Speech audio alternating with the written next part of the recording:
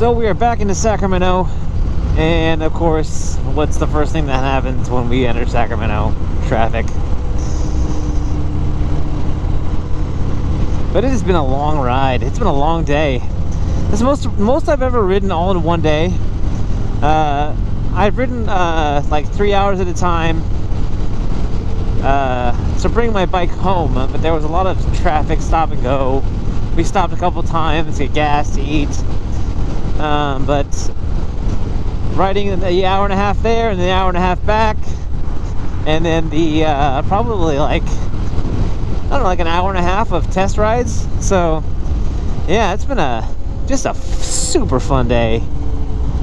This is what I hate about even if you're not lane splitting in this kind of traffic, people are constantly wanting to change lanes, and when they don't look at their blind spot, they just see the space that looks open and they don't see you. That's when things get sketchy. So I try my best not to be in people's blind spots, and I like to be on one of these end lanes, because then only cars can come at you from one side. The right lane always tends to be super slow, which is what it's supposed to be, so left lane it is. And as you can see, it's, again, fall is is not in bloom. What do you call fall? Fall is in season. Fall is in full season right now. Trees look gorgeous. Some of them have lost most of their leaves already. Of course, these evergreens don't ever lose.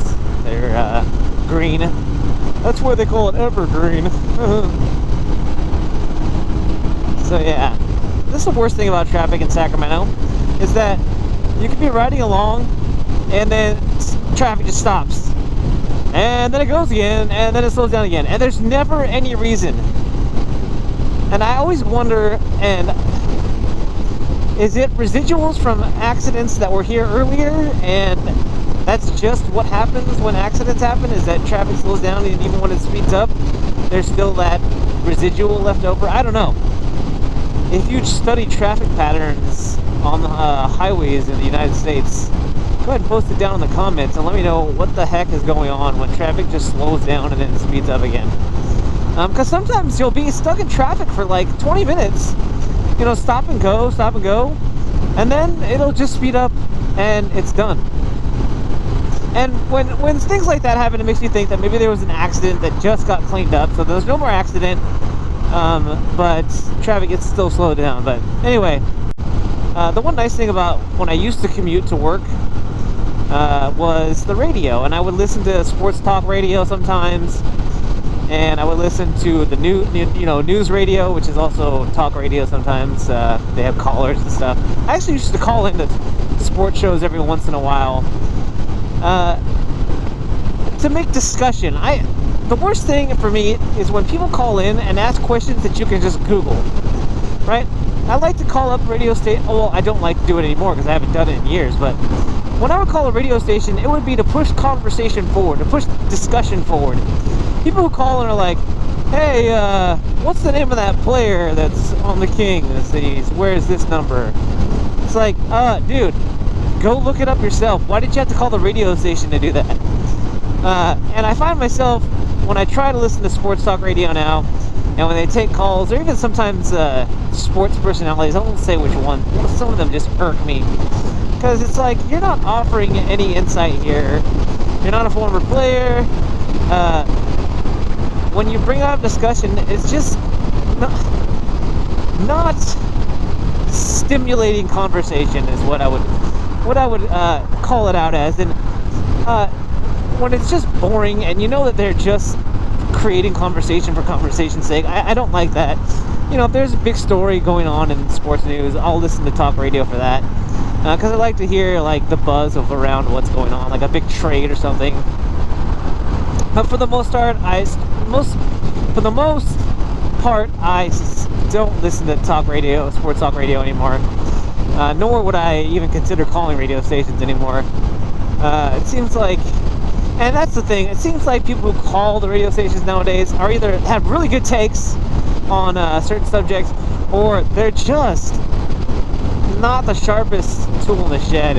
I mean, they'll call, and again, like they can say, the stuff that they can just look up on the internet And that's the thing, like, if you're not smart enough to just look it up on the internet, you're either A, just looking for attention to be on and being on the radio, or B, you're just dumb.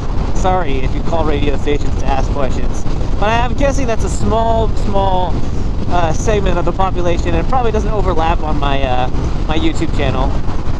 So anyway, sports talk radio used to be really big in Sacramento because you know, we were one trick pony in Sacramento. The only pro sports team that we have are the Kings.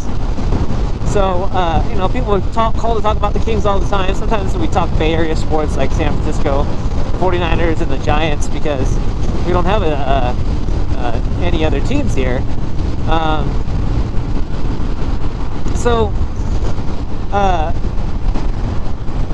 Yeah, I used to be big into that, but again, that was before the internet was available readily on your phone. And now with the dawn of the internet, now I prefer to listen to podcasts. And I'm actually considering starting a podcast on my own. Leave it down in the comments if you would consider listening to a podcast of mine. Now, it wouldn't be maybe every once in a while I would talk about motorcycles, but if you listen to podcasts, a friend of mine once said, you know, you've been married for 16 years now, and you guys are so happy, and it is true. I am happy in my marriage. We've been married for 16 years. We've been together for 21. So I mean, I feel like, and this is what my friend said, you should have a podcast on you know, on working on a successful marriage. And I thought, you know, there's a lot of other stuff that I wouldn't mind talking about either on a podcast. It's not such a bad idea. So if you would be interested in That One Guy podcast, it definitely, like I said, we talk about motorcycles every once in a while. I'm sure that we try to change the topics around so that it doesn't get stale. Oh man, my legs, they're just dead.